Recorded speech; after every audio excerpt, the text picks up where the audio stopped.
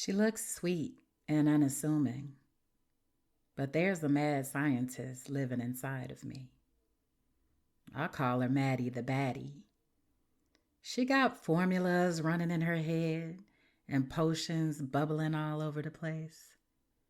My madness seeks to understand. It may look chaotic, but it's calculated. Oh, you thought this was just a podcast? Nah, honey. This that work. Soul work. Where therapy meets poetry and real talk sounds like late night radio. And me, I'm your favorite auntie who will read you for filth with psychological precision. I'm J. Marie, and this is Unmuted.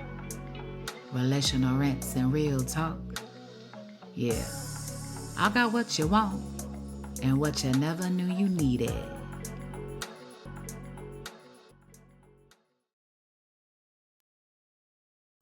Okay, y'all. It's been a minute, but J. Marie Unmuted is back. It ain't been that long. It's been a little while since I actually recorded an episode. So I think I'm gonna do another one just to catch y'all up on what's been going on. But this is J. Marie Unmuted. Relational rants and real talk. Like I said, it's been a minute since I recorded an episode, but I wanted to get into this Breakfast Club interview that I seen with Gucci Mane. And I was like really challenging myself. I was like, you got to get on here and you have to talk about this episode, this interview, because I really loved it. I guess there maybe was some mixed reviews or some drama, like per usual, that's always happening and going on in the world of social media. But I thought it was a really good episode. And I loved it because Gucci got on there and he talked a lot about his mental health. Now, in the interview, he never quite said what his exact diagnosis is. And I did notice that in the title of the interview on the Breakfast Club, it did say schizophrenia. So I don't know. I'm not sure. And in all actuality, doesn't really matter because he talked a lot about some of the challenges and symptoms he experienced or he was experiencing. And it seems like right now he's at a pretty good baseline. They weren't clear about a lot of things. Like, it seems like he's taking medication. I don't know. He's consistent in his medication. But anyway, I thought it was a really dope episode. Excuse me. And what I really, really, really enjoyed about the episode was him referencing the madman inside of him. I love that. And, the intro, I was talking about Maddie the Baddie, and I call her my mad scientist. And she's my mad scientist because she's something, or she's an entity, or a part of me that shows up. Well, Maddie, she's always around. Right? Y'all get Maddie pretty much all the time. And I wanted to speak to something really quick because in a previous episode, I was talking about smoke and the man that lives inside of me. Guys gonna have to keep up, okay? But someone had left a comment on my episode, like a clip of the episode I posted, and they were just talking about how women, particularly women in the North, I didn't know we were still using that terminology, but women in the North, how we can have like basically hyper masculinity or something like that. And I just knew that it was going to be misinterpreted. When I talk about smoke, I'm not talking about being more masculine than a man. Really, what I'm talking about is how I've internalized the different composites, if you want to call it, of examples of masculinity that has been presented to me. And so I grew up with my father in the home. I had both of my grandfathers for a period of my youth. I have brothers, two brothers. I have nephews. I have a host of male cousins. Matter of fact, while I was growing up, a large portion of my family were males. So when I talk about that, I'm just talking about these different characteristics. So when I say, if you're not manlier than the man inside of me, that's kind of a turnoff. It's not saying that I'm more masculine or I am a man. I'm saying these are the characteristics I've internalized by my experiences with the men in my life. And I'll get into more of that later. But I know it sounds kind of silly when I'm naming these aspects of my personality, because that's really what it is, just aspects of my personality. But it has been something to help me actually just give language to parts of my personality. And it's something that also um, creates distance from those parts of me. And it's a way that I can kind of step outside of myself and see a particular aspect of my personality while like not being possessed not being possessed by it. So Maddie's there, she's cute, that's why I call her a baddie, but she be doing her thing, running her numbers, her formulas, her analysis. Okay. And so again, it's just helpful sometimes when we're talking about self-awareness. Like, self-awareness can sometimes be a little difficult. And so giving a particular language or describing these different parts of yourself can be really helpful to just create some separation. And so one of the things I thought was really interesting that Gucci was talking about that I could resonate with, because let me say this. I've always been a fan of Gucci Mane. I love Gucci. I've always loved him. Like, I just always thought he was just a vibe. I just like his personality that came across in his music. And I remember back in the day, people would be like, Gucci can't rap, Gucci trash. And I used to just think that people were taking him way too seriously. And I found a lot of like humor and wit in how Gucci would rap. And I thought he was just very unique at that time. And he really leaned into it. And Gucci is an Aquarius, and so am I. And so I think that kind of uniqueness and not letting people necessarily dictate how you show up is just, it's very an Aquarius thing if you're into zodiac signs. And so I think that's part of what like resonated with me. But Gucci is also he's done a lot. And I feel like he doesn't always get his credit and the recognition for the contributions he has made to hip hop. I think Gucci has put on, or at least in some type of shape or form, been in relation to a bunch of different artists that have went on to have very successful careers. And I just don't think he get his props. And that's something I can, relate to too. And just in the sense of just being misunderstood and not recognized.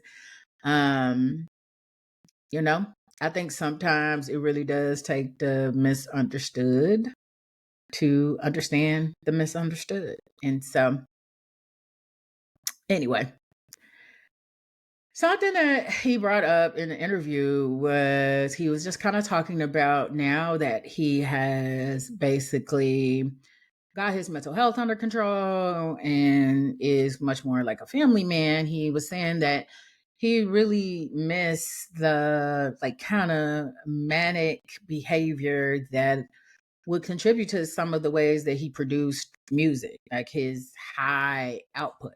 And he's really missing that. And he was like, that he was very prolific. always in the studio, would go without sleep, producing, not just, music per se, but just production, like producing results, something tangible. And how our society often rewards those relentless systems of productivity. Like, in the States, we love to say, like, you can sleep when you're dead. Okay.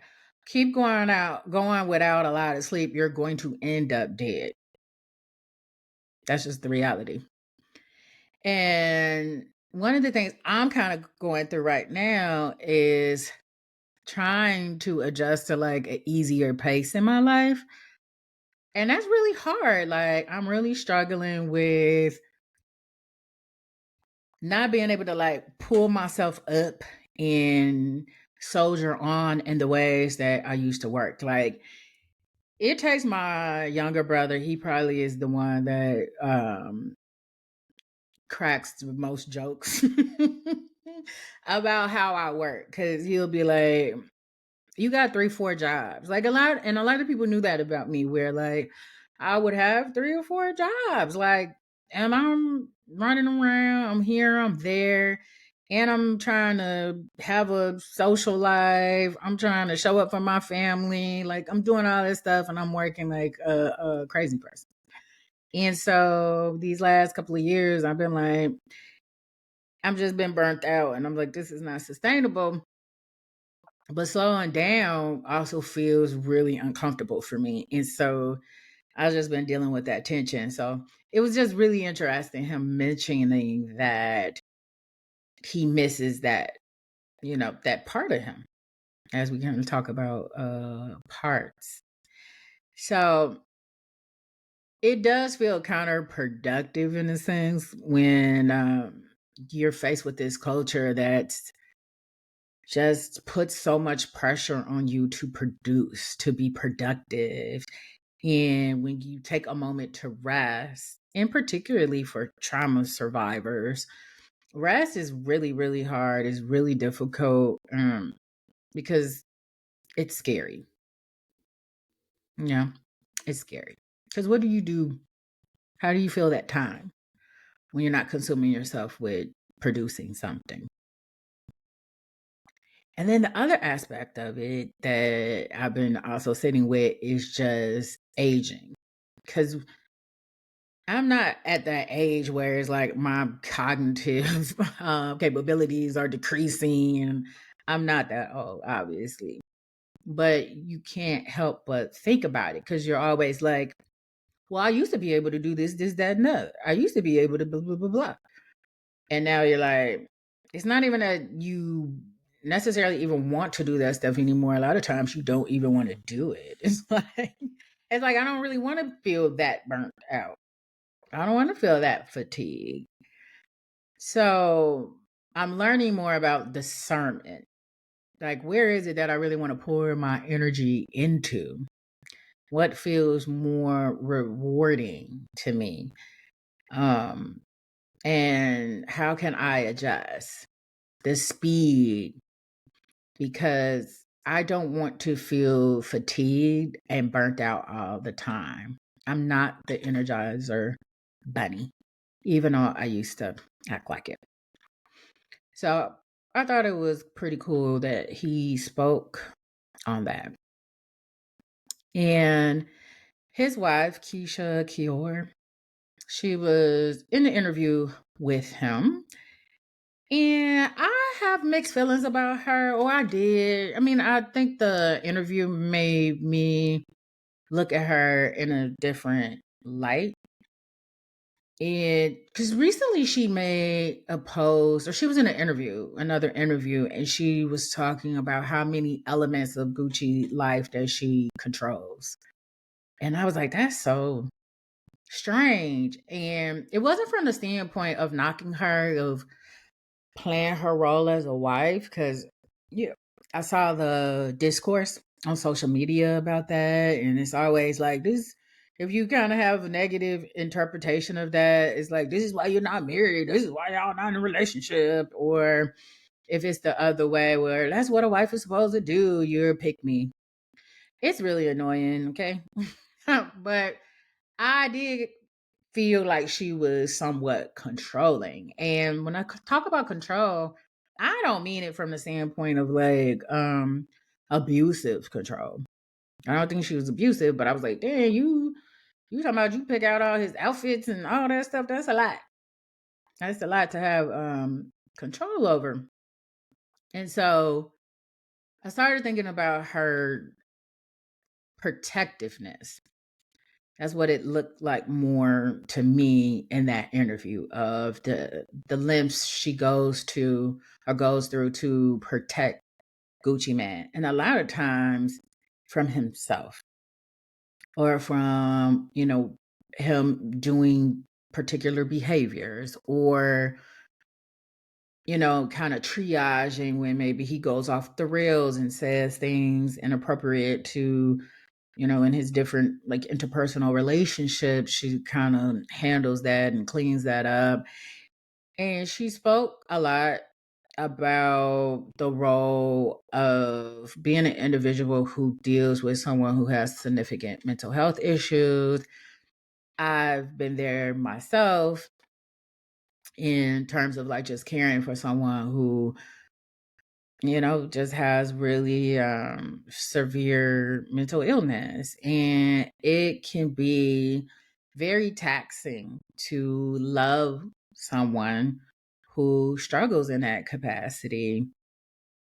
And, we can talk about it being extreme. We can talk about mental illness being severe, but sometimes when you just have more normalized, I say, mental health issues like anxiety, depression, I mean, that still weighs um, on a relationship. That adds a layer of challenge. It could increase conflict between two individuals. So it's not always around the extremeness of a mental health condition. It could be all mental health conditions.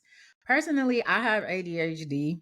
It's something that I've been diagnosed with. I don't know, it's been a few years, and it does impact my relationships. And it can make it a little bit more challenging. And so I try to talk to my friends about that so they can take that into consideration when maybe I'm behaving in a way that they find to be more challenging to deal with. So anyway, so back to like the control piece. I'm starting to realize too that a lot of people, or not just a lot of people, but sometimes we confuse control and care. And I'm realizing that it's a thin line. You know how they say it's a thin line between love and hate? It's a thin line between care and control. Sometimes what we feel like is us caring is actually us trying to control the outcomes, control our impressions, control again how somebody may be seeing us, how somebody may be taking in our behavior. Sometimes we like to try to control our own emotions through other people. So if we're feeling dysregulated or we're feeling upset or angry or anxious, sometimes we put that on to the other person and make them the trigger, okay, or the cause of our dysregulation. And so it's these ways that sometimes control and care can kind of blur lines. And when you're dealing sometimes with people with severe mental health issues or severe mental health episodes, care may come in the form of more control, right? So she was just talking about controlling like social media apps on Gucci phone, trying to control the substances that he takes in, communicating with his friends and family, and trying to have more of a tight knit uh, like circle around him. Even to the point where she brought up this example where She talked about having to get a lot of security, and I think she said maybe his attorney or stuff like that involved to get him to the hospital, and having it so where he couldn't fight back and take off and run. So that's like, honestly, I got flashbacks when she brought that up. I had a similar experience when I was a kid. So it's like sometimes you do have to execute a little bit more control in certain situations as a form of care. But sometimes, again, it can be a little distorted where we feel like we're caring, but we're actually trying to control. So, what else I thought was interesting as we kind of talk about the protector? Because, like I said, I found his wife's behavior to be more protective than anything else. Gucci referenced the madman in him, and his wife had referenced it too, and she was like, you guys need to be careful what you say about him, because the madman is still inside of him, and he's dangerous. And I was like, oh, I love that, because that's basically some of what I'm going to be talking about quite a bit, actually. Unmuted is about these different, parts of me, and hopefully helping you connect to some of the parts that exist inside of you. And so the madman in Gucci is his protector. Now, this is how he's learned how to protect himself. When he kind of goes off the rails, it sounds like he can be violent. She said he can be dangerous. She said when he has these episodes, he can be really mean, says really hurtful things. And so that's the protector. Now like I said, he's extreme. So I think about the madman in Gucci, and then I think about the mad scientist in me, Maddie the Baddie. Maddie the Baddie is also my protector. I wouldn't have thought about her like that before, because she's very like Rain Man. She's very like numbers, formulas, like pattern recognition. But that's what she does. That's her way of protecting me, like through her intellect, through her analysis, through, again, pattern recognition. So she's like my operating system. She's always operating in the background somewhere doing, okay, she taking notes. She's doing observations. Okay. Maddie don't play. Now, she may not be violent. Okay. She may not be throwing punches. But that's how she protects me. Like, her lethal force is through, again, intellect, observations. So, like, if you listen to my intro, and in the intro, I say something like, read you for filth with psychological precision. That's Maddie. I mean, Maddie the Baddie. That's what she's going to do. She's going to read you for psychological filth. And I'm protective of that.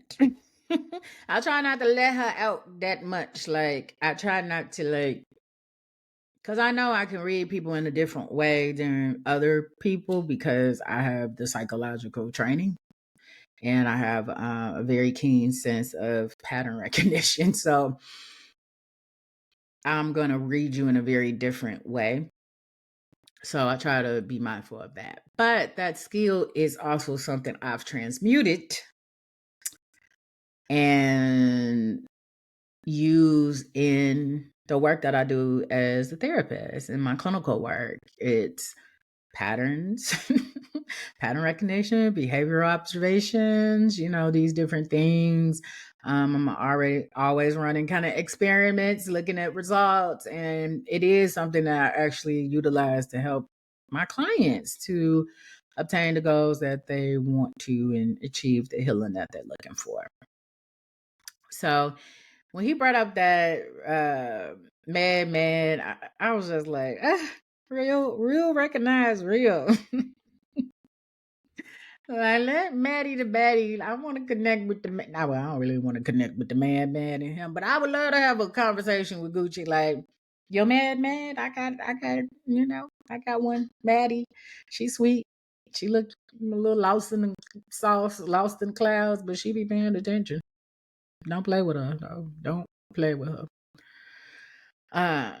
So Maddie, she could use her gifts for good or for evil, and I try to lean towards good as much as possible, but I know it's there, and just in case, you know what I mean, I gotta attack. So, I think that is probably one of the reasons I've always been drawn to Gucci Mane, because I just think he has always been really authentic. And the fact that he is talking about his mental health right now and how he's dealt with that, it speaks to that. It speaks to that. And Gucci was talking about his shame. And I'm like, oh, it just warmed my heart, y'all. Like, it just really warmed my heart. Like, ah. And he was talking about the book that he's writing. I mean, this book that he's dropped episodes. I love that name. And Gucci disclosed how much he likes to read. And it's like you can kind of tell now. Like, I can kind of tell he's a reader. Because when you're a reader, you just have the way he tells stories. Hint me as a storyteller, right? So the humor, the wit, to me is part of like probably him reading a lot, and the use of like just his creativity. But in talking about this book, he was saying that how much shame he had and initially, and that he struggled to talk about these things, but he was like, I really worked on that, and I'm no longer ashamed. He's like, because I am going to be able to help people because of sharing my story with people. And I was like, yep, I feel the same way. I mean, I'm not Gucci and I'm not on the level of Gucci, but this is what Unmuted is for me. I call Unmuted exposure therapy, and I call it my live action memoir. So it's a vehicle I've been using to open up and express myself, to share experiences, to share things about myself that I've been through, things that I've struggled with. Even like disclosing the ADHD thing is, it's new. It's new for me, but past Jasmine a few years ago, she probably would have just kept that to herself. And so one of the ways to really overcome shame is through exposure. Is through sharing the things that you've been through. And so that's what I'm doing with Unmuted. It's like my own, again, exposure therapy, my live action memoir. And when you're someone like Gucci, and I, again, can relate in certain ways, like when he talks about the madman, I'll talk about the mad scientist in me. Writing, sharing, telling stories really releases that pressure valve. It's like a pressure valve that when you're trying to like keep it all together. I was telling one of my clients recently, earlier this week, he's very, very anxious. And I was explaining to him, I was like, you try to be all these different versions of yourself to please other people. And when you're not really living your life as authentically as you want, or just based off of everybody else's impressions about how you should be, not only is that exhausting, but it's going to fuel a lot of anxiety because you're always trying to prevent the mask from slipping. That's where a lot of people anxiety comes from, because they're trying to show up as a version of themselves that doesn't really exist, or a version of themselves that they've crafted just to please other people. So it's that pressure that builds up and doesn't have anywhere to go. So That's another way that I'm utilizing Unmuted is to kind of release that pressure valve. And so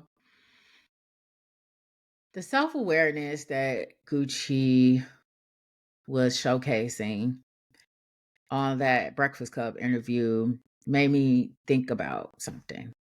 Because I'm like, this is a man that is going on this interview, and we've all seen Gucci wild out. We all seen him say all types of crazy stuff.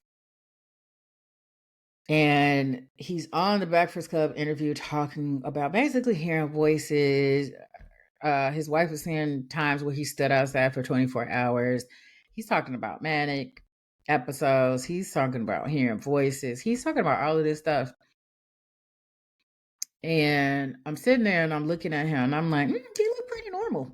I was like, not as a way to invalidate him and his experiences, but it's like, it was like a disconnect, right? It's a disconnect. Like, you talking about this crazy stuff. And you're hearing composed and grounded and self-aware and confident. And I'm like, those are totally opposite characteristics of what we call crazy. And I'm like, sometimes what we deem as crazy is just really unprocessed pain. And if you can think of shame in that way, because shame is such a tricky emotion. And sometimes shame becomes your identity in this weird way. And shame it hides. So again, sometimes we have that unprocessed pain because shame is covering it up. Shame is hiding things from us and that we have to deal with. And if we don't deal with our pain, we continue to live in shame. It's probably the reason why it rhymes, pain and shame. So I started thinking about the wisdom and madness. I'm like, Gucci madman, my mad scientist, Maddie the Baddie. And I'm like, this is wisdom. There's always wisdom, I feel like, in the madness, if we choose to look for it. And to me, my personal definition of wisdom is the embodiment of knowledge that we obtain and the willingness to share it with others, not necessarily to lecture, but as an invitation for to evolve, right? Invitation to evolve. And Gucci made me realize in that interview, and I think in my own personal healing journey, that healing isn't about extinguishing the madness. Because Gucci needs the madman, right? And this is the thing what I'm saying. When you name these parts or you give them some type of description, you can take better control over them. When we don't know those parts of ourselves exist, sometimes they just override us. They're like running amok.